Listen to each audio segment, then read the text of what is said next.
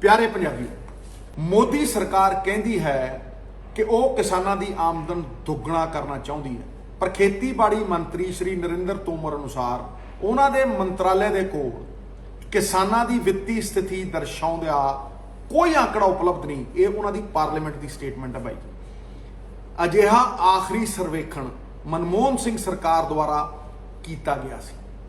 जेकर तुहाडे कोल किसानों की वित्तीय स्थिति बारे कोई जानकारी नहीं या आंकड़ा नहीं, तो तुसी किसानों की आमदन दुगनी करन दा जुमला छड्ड के ये खेती कानून किवें बनाए? ये वड्डा सवाल है। तुसी अंबानी ते अडानी वर्गे कॉरपोरेटां बारे सब कुछ जानते हो, जिन्हां दे हवाई जहाज़ां दे विच तुसी घुमदे हो, जिहड़े थोड़ी कंपेन रन करते हैं। हर आंकड़ा उन्हां बारे तुहानूं पता है। निर्माण अते सेवा खेतर पहला ही कारपोरेटां दे हत्थां दे विच है। हुण थोड़ी नज़र खेतीबाड़ी खेतर ते है, जो इस समय सब तो वध लाहेवंद धंधा है। 2022 वो सन है जिथे मोदी सरकार ने किसानों की आमदन दुगनी करने का वायदा किया सी। मोदी सरकार द्वारा अज जिहड़ी MSP अनाउंस की गई है, वो 12 सालों अगर देखा जाए सब तो घट 2% भाव 40 रुपये वाधा किया गया है। हुण मैं लागत ते आउणा। जदों तुसी लागत नूं देखदे हो तो अप्रैल 2020 दे विच डीजल का रेट 63 रुपये प्रति लीटर सी। मौजूदा दर 92 रुपये प्रति लीटर, यानी कि जिहड़ी लागत वधी है वो डीजल के उत्ते कल्ले 48% एक साल दे विच। मैनूं नहीं लगता कि जदों देश आज़ाद होया किसी एक साल दे विच 30 रुपये डीजल वधिया होवे। चलो सरदार मनमोहन सिंह की सरकार सी 2014 और मोदी सरकार आई है तो डीजल के रेट 50 तो थोड़े जे उत्ते 53 रुपये सी। हुण सरों के तेल के उत्ते आने हैं, और ये सारिया लागतां ने जिहड़ियां किसान के उत्ते रोज़मर्रा की जिंदगी दे विच पैंदियां ने। सरों का तेल 174% महंगा एक साल दे विच, हैरानी जो। DAP 140% महंगा खाद। सूरजमुखी का तेल 170% महंगा एक साल दे विच। LPG का सिलेंडर वीरो 9 महीनों के विच 190 रुपए का वाधा। जिस अनुपात के नाल वस्तां की कीमत दे विच वाधा होया है कि किसानां दी आमदन दे विच उसे अनुसार दे नाल वाधा होया है। दरअसल ये 3 खेती कानून अंबानी अते अडानी नूं मुनाफा देने के लिए लियांदे गए है, और यही असल सच है। 90% आबादी नूं नज़रअंदाज करके, जिहदे च किसान, मजदूर ते छोटे व्यापारी होंदे। अगे जाण तो पहला मैं तुहानूं 2 केस दसदा कि वह किवें कॉरपोरेट एकाधिकार मोनोपली बनाउण दे लई कानून अते नीतियां नूं मरोड़ के वध तो वध मुनाफा अंबानी ते अडानी नूं दिता जाता है। नंबर 1, हिमाचल प्रदेश का 5000 करोड़ का एप्पल बाजार। वड्डा मगरमच्छ अडानी एग्री फ्रैश शुरू दे विच किसानां नूं APMC मंडी नालों वध रेट दे आकर्षण दे के अपने वल लुभाउंदा सी। खरीद दे विच ज़्यादा रेट दे के किसान उहदे वल आकर्षित होए, ते कुछ ही अरसे बाद जदों छोटे व्यापारी मर गए तो अडानी साहब ने 12 तो 72 रुपये रेट सिता मोनोपली बना के, ते उही अगे 250 रुपये तो वध प्रति किलो की दर दे नाल वेचिया। किसानां नूं अडानी कलैक्शन सेंटर तक पहुँचाउण दे लई उत्पादां दी पैकिंग अते आवाजाई का खर्च भी देना पैंदा है। किसानां अते सरकारी अधिकारियों नूं शामिल किए बिना अडानी समूह मन मर्जी आरबिट्रेरी तरीके दे नाल सेब की कीमत निर्धारित करता है, जबकि APMC दे विच साडियां जिहड़ियां APMC दीयां मंडियां दे विच अज भी किसान नूं 90 तो 125 रुपये प्रति किलो प्राप्त होंदे ने।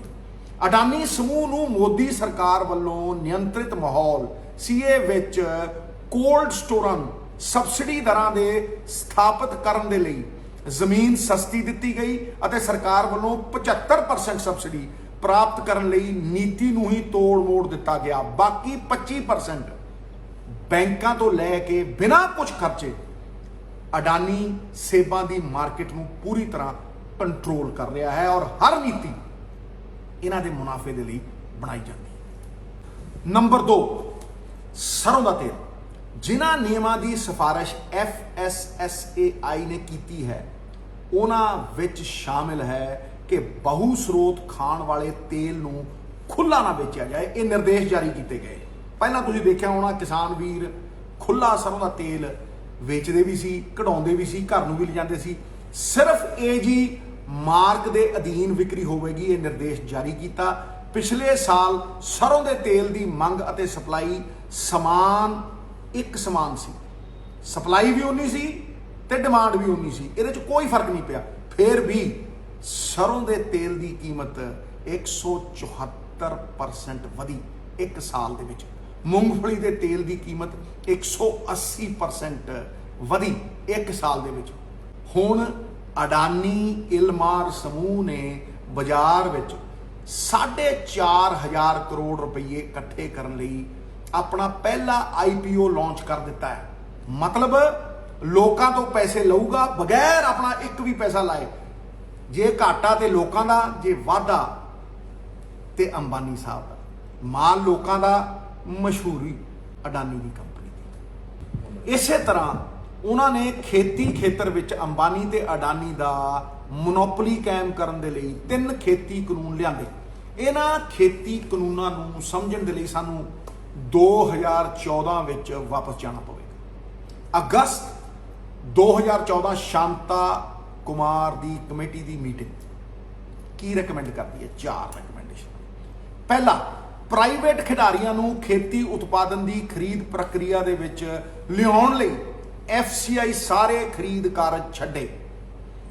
2, ਜੇ ਰਾਜ ਸਰਕਾਰ ਦੁਆਰਾ MSP ਦੇ ਉੱਤੇ ਕੋਈ ਬੋਨਸ ਦਿੱਤਾ ਜਾਂਦਾ ਹੈ ਤਾਂ ਕੇਂਦਰ ਸਰਕਾਰ ਕੇਂਦਰੀ ਪੂਲ ਹੇਠਾਂ ਉਸ ਦਾ ਅਨਾਜ ਸਵੀਕਾਰ ਨਹੀਂ ਕਰੇਗੀ। ਇਹ ਬਲੈਕਮੇਲ ਸੀ। ਤੀਜਾ, FCI ਨੂੰ ਸਟੋਰ ਕਰਨ ਦਾ ਕੰਮ ਨਿੱਜੀ ਖਿਡਾਰੀਆਂ ਯਾਨੀ ਅਡਾਨੀ ਨੂੰ ਆਊਟਸੋਰਸ ਕਰਨਾ ਚਾਹੀਦਾ ਹੈ। ਰਿਕਮੈਂਡੇਸ਼ਨ ਹੈ। ਚੌਥੀ, ਕਮੇਟੀ ਸੁਝਾਅ ਦਿੰਦੀ ਹੈ ਕਿ ਕੇਂਦਰ ਨੂੰ PDS ਸਿਸਟਮ ਦੇ ਅਧੀਨ ਜਿਹੜਾ 67% ਗਰੀਬ ਸਬਸਿਡਾਈਜ਼ ਰੇਟ ਦੇ ਉੱਤੇ ਫੂਡ ਸਿਕਿਉਰਿਟੀ ਦੇ ਤਹਿਤ ਖਾਣਾ ਅੰਨ ਪਾਣੀ ਲੈਂਦਾ ਸੀ, ਉਹਦੀ ਆਬਾਦੀ ਨੂੰ ਮੁੜ ਵਿਚਾਰ ਕੇ 40% ਘਟਾ ਕੇ 27% ਲੋਕਾਂ ਨੂੰ, ਗਰੀਬੀ ਰੇਖਾ ਵਾਲਿਆਂ ਨੂੰ ਇਹ ਜਿਹੜਾ PDS ਮਿਲਦਾ ਹੈ ਇਹ ਬੰਦ ਕੀਤਾ ਜਾਵੇ। ਇਹਦਾ ਨਾ ਕੋਈ ਆંકੜਾ ਹੈ, ਨਾ ਕੋਈ ਰਿਕਾਰਡ ਹੈ ਤੇ ਨਾ ਕੋਈ ਫਿਗਰਸ ਨੇ ਜਿਸ ਤਹਿਤ ਇਹ ਪਤਾ ਲੱਗੇ ਕਿ ਕੌਣ ਅਮੀਰ ਹੈ ਤੇ ਕੌਣ ਗਰੀਬ ਹੈ। ਇਹਦਾ ਕੋਈ ਰਿਕਾਰਡ। ਨੰਬਰ 5, ਇਹਨਾਂ ਸਿਫਾਰਸ਼ਾਂ ਨੂੰ ਪੜ੍ਹੋ ਅਤੇ ਇਸ ਦੀ ਤੁਲਨਾ ਮੌਜੂਦਾ ਖੇਤੀ ਕਾਨੂੰਨਾਂ ਅਤੇ FCI ਦੀ ਹਾਲਤ ਦੇ ਨਾਲ ਕਰੋ। ਇਹਨਾਂ ਸਿਫਾਰਸ਼ਾਂ ਨੂੰ 2 ਹਿੱਸਿਆਂ ਦੇ ਵਿੱਚ ਵੰਡਿਆ ਜਾਂਦਾ ਹੈ। ਭਾਗ 1 ਤੋਂ 3 ਜਿਹੜੀਆਂ ਸਿਫਾਰਸ਼ਾਂ ਕੀਤੀਆਂ ਗਈਆਂ ਨੇ ਉਹ ਰਿਟੇਲ ਬਾਜ਼ਾਰ ਨੂੰ, ਪਰਚੂਨ ਬਾਜ਼ਾਰ ਨੂੰ ਨਿਯੰਤਰਣ ਕਰਨ ਲਈ ਸਟੋਰੇਜ, ਪ੍ਰੋਕਿਉਰਮੈਂਟ ਅਤੇ ਪ੍ਰਬੰਧਨ, ਭੰਡਾਰਨ, ਖਰੀਦ ਅਤੇ ਲੌਜਿਸਟਿਕਸ ਦੇ ਨਾਲ ਸੰਬੰਧਿਤ ਹੈ। ਭਾਗ B, ਚੌਥੀ ਸਿਫਾਰਿਸ਼ ਰਿਟੇਲ ਬਾਜ਼ਾਰ ਦੇ ਨਿਯੰਤਰਣ ਦੇ ਨਾਲ ਸੰਬੰਧਿਤ ਹੈ ਕਿ ਪਰਚੂਨ ਦੇ ਵਿੱਚ ਜਿੱਥੇ ਸਮਾਨ ਵਿਕਦਾ ਹੈ ਉਹਦੇ ਨਾਲ ਸੰਬੰਧਿਤ ਹੈ। ਇਸ ਖੇਤਰ ਵਿੱਚ ਅੰਬਾਨੀ ਅਤੇ ਅਡਾਨੀ ਦੀ ਮੋਨੋਪੋਲੀ ਏਕਾਧਿਕਾਰ ਸਥਾਪਿਤ ਕਰਨ ਲਈ ਸਰਕਾਰ ਨੇ ਜਾਣਬੁੱਝ ਕੇ ਯੋਜਨਾਬੱਧ ਤਰੀਕੇ ਦੇ ਨਾਲ FCI ਨੂੰ ਤਬਾਹ ਕਰਨਾ ਸ਼ੁਰੂ ਕੀਤਾ।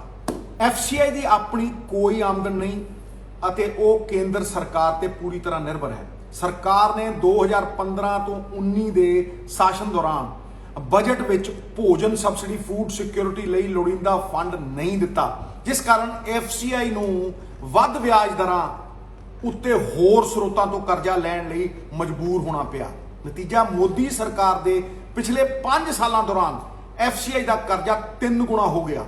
1965 ਤੋਂ ਵੀਰੋ 2014 ਤੱਕ, 1965 ਤੋਂ 2014 मतलब 50 सालों ਦੇ ਵਿੱਚ ਕਰਜ਼ਾ FCI ਦੇ ਉੱਤੇ 91,000 ਕਰੋੜ ਸੀ ਤੇ ਮੋਦੀ ਸਰਕਾਰ ਦੇ 5 ਸਾਲਾਂ ਦੌਰਾਨ ਇਹ 4 ਲੱਖ ਕਰੋੜ ਰੁਪਈਆ ਹੋ ਗਿਆ। ਇਥੋਂ ਮਨਸ਼ਾ ਸਾਫ਼ ਦਿਖਦੀ ਹੈ ਕਿ FCI ਨੂੰ ਮਾਰਨ ਦੇ ਲਈ ਇੱਕ ਜਾਣ-ਬੁੱਝ ਕੇ ਡੈਲੀਬਰੇਟ ਮੈਕੈਨਿਜ਼ਮ ਬਣਾਇਆ ਗਿਆ। FCI 4 ਕੰਮ ਕਰਦੀ ਹੈ: ਖਰੀਦ, ਭੰਡਾਰ ਅਤੇ ਜਨਤਕ ਵੰਡ ਪ੍ਰਣਾਲੀ PDS ਦਾ ਪ੍ਰਬੰਧ।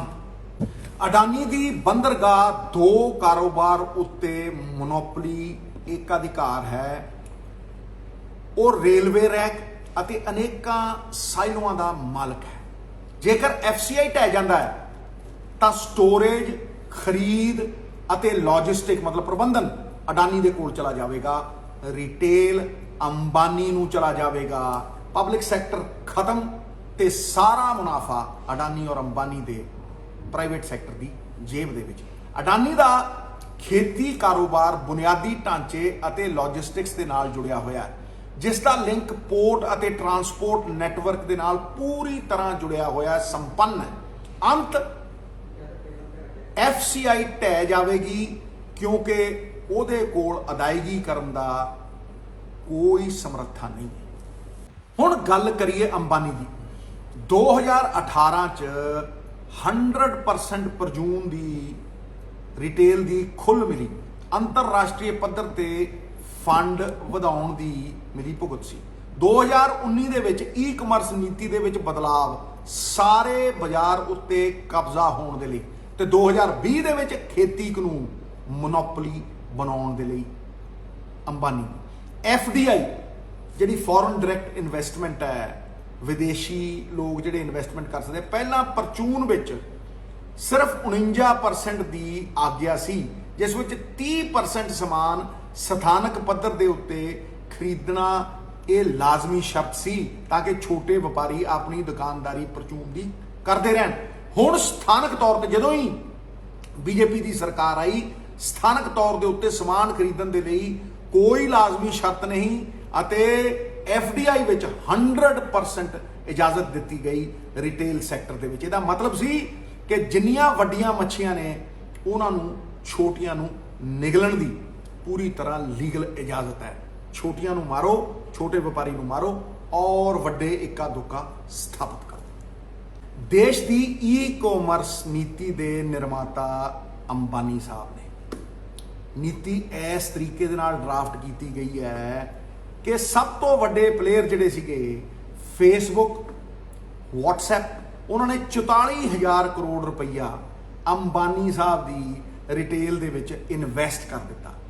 ਇਹਦਾ ਪੂਰਾ ਪ੍ਰਮਾਣ ਹੈ ਕਿ ਭਾਈ ਸਾਰੀਆਂ ਨੀਤੀਆਂ ਇਸ ਤਰੀਕੇ ਨਾਲ ਘੜ ਕੇ ਸਾਰੀ ਵਾਗਡੋਰ, ਸਾਰਾ ਪ੍ਰਬੰਧਨ ਜਿਹੜਾ ਆਨਲਾਈਨ ਖਰੀਦਦਾ ਹੈ ਉਹ ਅੰਬਾਨੀ ਸਾਹਿਬ ਨੂੰ ਦਿੱਤਾ ਗਿਆ। ਜਦੋਂ ਤੁਸੀਂ ਫੇਸਬੁੱਕ, WhatsApp ਤੇ ਅੰਬਾਨੀ ਦਾ ਸ਼ੇਅਰ, ਮਾਰਕੀਟ ਸ਼ੇਅਰ ਲਾਓਗੇ ਆਨਲਾਈਨ ਟ੍ਰੇਡਿੰਗ ਦੇ ਵਿੱਚ, ਜਿਹੜਾ ਕਿ ਫਿਊਚਰ ਹੈ ਕਿਉਂਕਿ ਖਰੀਦਦਾਰੀ ਹੁਣ ਆਨਲਾਈਨ ਹੀ ਹੁੰਦੀ ਹੈ, ਉਹ 110 ਕਰੋੜ ਲੋਕਾਂ ਨੂੰ ਇਨਫਲੂਐਂਸ ਕਰਦਾ ਹੈ।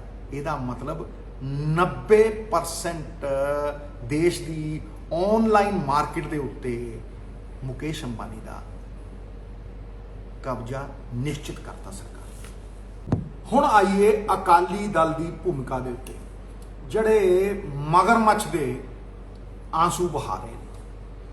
ਜਦੋਂ ਇਹ ਆਰਡੀਨੈਂਸ ਆਏ ਤੇ 1 ਮਹੀਨੇ ਬਾਅਦ 2020 ਦੇ ਵਿੱਚ ਜੁਲਾਈ 'ਚ ਆਲ ਪਾਰਟੀ ਮੀਟਿੰਗ ਚੰਡੀਗੜ੍ਹ ਦੇ ਵਿੱਚ ਹੋਈ ਤੇ ਸਰਦਾਰ ਸੁਖਬੀਰ ਸਿੰਘ ਬਾਦਲ ਨੇ ਮੋਦੀ ਸਰਕਾਰ ਦਾ ਪੂਰੀ ਤਰ੍ਹਾਂ ਪੱਖ ਪੂਰਿਆ, ਟਿਕਾ ਕੇ ਪ੍ਰਸ਼ੰਸਾ ਕੀਤੀ ਔਰ ਉਹਦੇ ਵਿੱਚ ਕਿਸਾਨ ਯੂਨੀਅਨਾਂ ਵੀ ਸੀ ਔਰ ਹਰ ਪਾਰਟੀ ਮੌਜੂਦ ਸੀ। ਜਦੋਂ ਰੈਜ਼ੋਲੂਸ਼ਨ ਪਿਆ ਸੈਂਟਰ ਦੀ ਸਰਕਾਰ ਦੇ ਖਿਲਾਫ ਤਾਂ ਇਹਨੇ ਆਪਣੇ ਆਪ ਨੂੰ ਵਿਡਰਾਅ ਕੀਤਾ।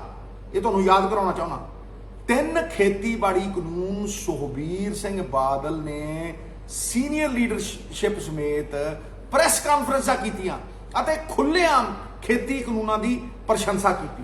3 ਸਤੰਬਰ 2020 ਨੂੰ ਪ੍ਰਕਾਸ਼ ਸਿੰਘ ਬਾਦਲ ਨੇ ਮੋਦੀ ਸਰਕਾਰ ਦੇ ਪੱਖ ਦੇ ਵਿੱਚ ਆਪਣਾ ਵੀਡੀਓ ਅਪਲੋਡ ਕੀਤਾ, ਜਨਤਕ ਹੈ, ਕੋਈ ਵੀ ਦੇਖ ਲਵੇ। ਤੇ ਫਿਰ ਖੇਤੀ ਕਾਨੂੰਨ 7 ਸਤੰਬਰ 2020 ਹਰਸਿਮਰਤ ਬਾਦਲ ਨੇ ਸੋਸ਼ਲ ਮੀਡੀਆ ਤੇ ਆਪਣਾ ਵੀਡੀਓ ਅਪਲੋਡ ਕੀਤਾ ਔਰ ਖੇਤੀ ਕਾਨੂੰਨਾਂ ਦੀ ਡਟ ਕੇ ਪ੍ਰਸ਼ੰਸਾ ਕੀਤੀ। ਇਹ 3 ਸਤੰਬਰ ਨੂੰ 7 ਸਤੰਬਰ ਨੂੰ ਕਰ ਰਹੀ ਹੈ ਤੇ 17 ਸਤੰਬਰ ਨੂੰ ਹਰਸਿਮਰਤ ਬਾਦਲ ਅਸਤੀਫਾ ਦਿੰਦੀ ਹੈ। ਉਹ ਅਸਤੀਫਾ ਮਜਬੂਰੀ ਦੇ ਵਿੱਚ ਲੋਕਾਂ ਦੇ ਡਰ ਤੋਂ ਦਿੱਤਾ ਗਿਆ, ਉਹ ਕੋਈ ਸਵੈ ਇੱਛਾ ਦੇ ਨਾਲ ਦਿੱਤਾ ਗਿਆ ਅਸਤੀਫਾ ਨਹੀਂ ਸੀ। ਕਿਉਂਕਿ ਜਦੋਂ ਆਰਡੀਨੈਂਸ ਹੋਏ ਉਸ ਤੋਂ 6 ਮਹੀਨੇ ਤੱਕ ਤਾਂ ਤੁਸੀਂ ਤਾਰੀਫਾਂ ਹੀ ਕਰਦੇ ਰਹੇ ਹੋ ਇਹਨਾਂ ਦੀਆਂ, ਤੇ ਬਾਅਦ ਦੇ ਵਿੱਚ ਜਦੋਂ ਦੇਖਿਆ ਵੀ ਲੋਕ ਹੁਣ ਬਾਹਰ ਨਹੀਂ ਨਿਕਲਣ ਦਿੰਦੇ ਤੇ ਮਜਬੂਰੀ ਦੇ ਵਿੱਚ ਤੁਸੀਂ ਅਸਤੀਫਾ ਦਿੱਤਾ। ਮੈਂ ਇਸ ਤੋਂ ਵੀ ਅੱਗੇ ਜਾਣਾ, ਹਰਸਿਮਰਤ ਬਾਦਲ ਨੇ 3 ਥਾਵਾਂ ਦੇ ਉੱਤੇ ਦਸਤਖਤ ਕੀਤੇ ਹੈ ਜਿਹੜੇ ਕਿ ਆਮ ਲੋਕਾਂ ਨੂੰ ਮੈਂ ਅਵਗਤ ਕਰਾਉਣਾ ਚਾਹੁੰਦਾ ਸਮਰਥਨ ਦੇ ਵਿੱਚ ਇਹਨਾਂ 3 ਖੇਤੀ ਕਾਨੂੰਨਾਂ ਦੇ। ਪਹਿਲੀ ਵਾਰ ਫੂਡ ਪ੍ਰੋਸੈਸਿੰਗ ਮੰਤਰੀ ਵਜੋਂ ਬਿੱਲ ਦੇ ਖਰੜੇ ਦੇ ਉੱਤੇ ਹਰਸਿਮਰਤ ਬਾਦਲ ਨੇ ਸਾਈਨ ਕੀਤੇ। ਦੂਜੀ ਵਾਰ ਕੈਬਨਿਟ ਦੇ ਵਿੱਚ ਜਦੋਂ ਆਰਡੀਨੈਂਸ ਆਇਆ ਉਦੋਂ ਸਾਈਨ ਕੀਤੇ। ਤੀਜੀ ਵਾਰ ਕੈਬਨਿਟ ਵਿੱਚ ਜਦੋਂ ਬਿੱਲ ਬਣ ਕੇ ਸਾਹਮਣੇ ਆਇਆ ਉਦੋਂ ਸਾਈਨ ਕੀਤੇ। ਜੇ ਉਹ ਖੇਤੀ ਕਾਨੂੰਨਾਂ ਦੇ ਵਿਰੋਧ ਹੀ ਕਰਦੀ ਸੀ ਤਾਂ ਉਹ ਅਸਹਿਮਤੀ ਨੋਟ ਕਿਉਂ ਨਹੀਂ ਛਾਪਿਆ, ਉਹ ਡਿਸੈਂਟ ਨੋਟ ਅੱਜ ਕਿਉਂ ਜਨਤਕ ਨਹੀਂ ਕਰਦੇ? ਇਹ ਸਵਾਲ ਨੇ ਜਿਹੜੇ ਪੰਜਾਬੀਆਂ ਦੇ ਸਾਹਮਣੇ ਨੇ ਔਰ ਪੰਜਾਬੀਆਂ ਨੂੰ ਇਹਨਾਂ ਦੇ ਉੱਤਰ ਚੰਗੀ ਤਰ੍ਹਾਂ ਪਤਾ।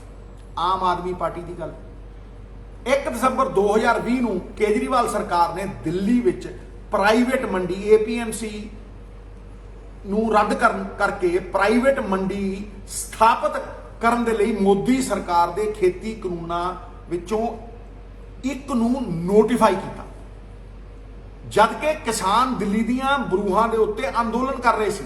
ਉਦੋਂ ਬਾਅਦ ਡਰਾਮਾ ਕੀਤਾ, ਸੈਸ਼ਨ ਬੁਲਾ ਕੇ ਬਿੱਲ ਪਾੜਤੇ। ਪਰ ਕੀ ਉਹ ਜਿਹੜਾ ਕਾਨੂੰਨ ਨੋਟੀਫਾਈ ਕੀਤਾ ਸੀਗਾ ਪ੍ਰਾਈਵੇਟ ਮੰਡੀਆਂ ਵਾਲਾ, ਕੀ ਉਹ ਡੀ ਨੋਟੀਫਾਈ ਹੋਇਆ? ਜੇ ਡੀ ਨੋਟੀਫਾਈ ਕੀਤਾ ਤੇ ਫਿਰ ਮੈਂ ਮੰਨੂ। ਇਹ ਡਰਾਮਾ ਹੈ ਸਾਰਾ, ਇਹ ਦਿਖਾਵਾ ਹੈ ਸਾਰਾ, ਇਹ ਮਗਰਮੱਛ ਦੇ ਆਂਸੂ।